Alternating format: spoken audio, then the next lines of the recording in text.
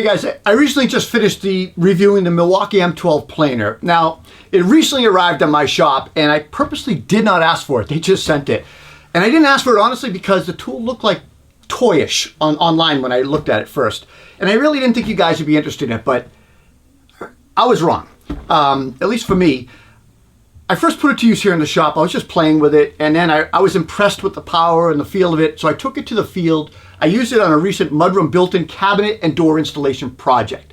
First impressions, compact and light, 3.1 pounds. At a quick glance, it's obvious that this little planer has all of the features, and maybe even a few more, than my current full-size Makita 18-volt planer, and that's a really nice tool. Some of the features, I guess, that this planer has, I'll explain to you, is brushless motor, which is good. It spins 2 carbide blades at 14,500 RPMs. Those are going to be the thinner blades. It won't take the bigger ones. Has a cut width of 2.2 inches and a depth adjustment control knob. And it has 21 settings varying from 0 to 5/64ths of an inch.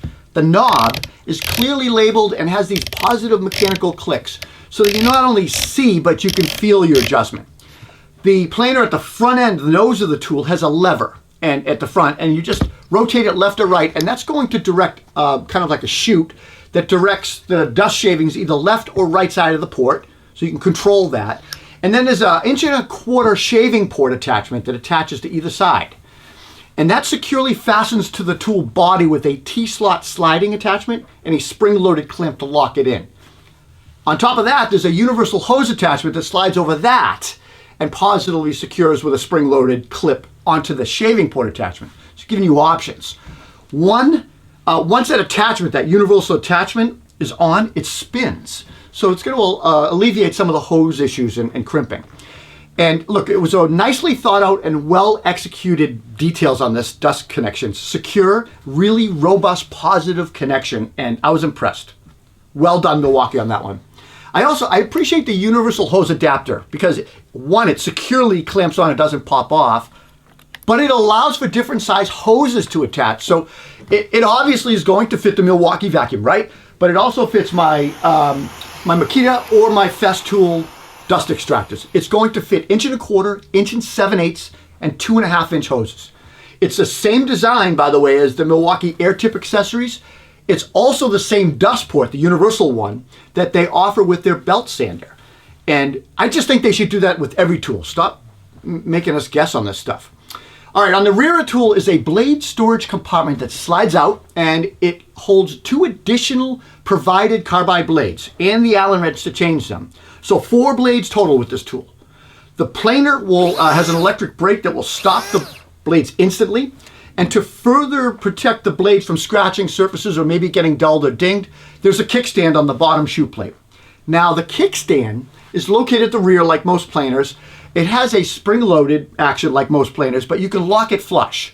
To activate that, you just push the kickstand up with your thumb and rotate it into the left to lock and to the right to unlock it. Simple. Battery gauge on the side of the tool body alerts you to the current battery charge. And when I was using the tool, I really liked the smaller size and lighter weight. It allowed me to control the tool better, work with less fatigue. And I'm going to be honest with you, I'm dealing with a bout of tennis elbow, or as I call it, carpenter's elbow, repeated use injury. I really appreciate the lighter weight. It is recommended when you use this tool, use the XC batteries, the larger ones, not the smaller ones. That's how I tested it. But using it, it works exceptionally well. It has power to plane 1.3/8 up to 1.75 door edges. I used it to plane the double doors that I was installing to achieve, I was looking for a better looking reveal. Worked smooth and flawless. Good power, easy. I also used it to plane down my style and rail panels, the heights of the panels on my built-ins. So I applied these panels to the boxes, and I needed the panels at the top height to be at the same plane as the plywood birch boxes for a seamless kind of fit and for fitment for the door to close onto. And it worked great. When I got back to the shop, I used it again here, and I played with some different species of wood just to see how it performed.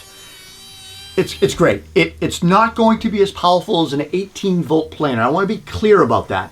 But for me, carpenter, remodeler, woodworker, it will get 99% of your planer tasks done. If you're a framer or you work with maybe large beams or you're planing some nasty stuff down, stick with the large planer. It's going to do better for you.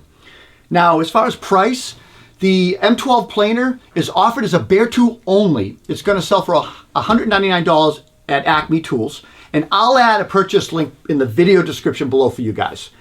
My overall impression, as a finished carpenter and remodeler, having a 2-inch wide planer pretty much addresses everything I come across in residential work, whether installing custom built-ins or scribing in cabinets or trim.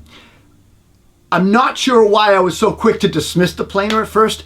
I guess if I'm honest, I got to admit sometimes our preconceived notions are wrong, right? So the M12 Planer, it's a great tool. I'm glad that I did test it out and use it on that job because it was not on my radar.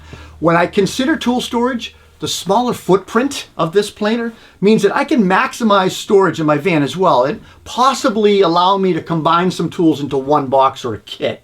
The reality is, as I get older, I look for tools that can do the same work or almost the same work for everything in a smaller footprint and weight factor. And shaving weight and size, it just allows me to carry more tools. It allows me to put more tools in my van. It's just going to help me with, with user fatigue.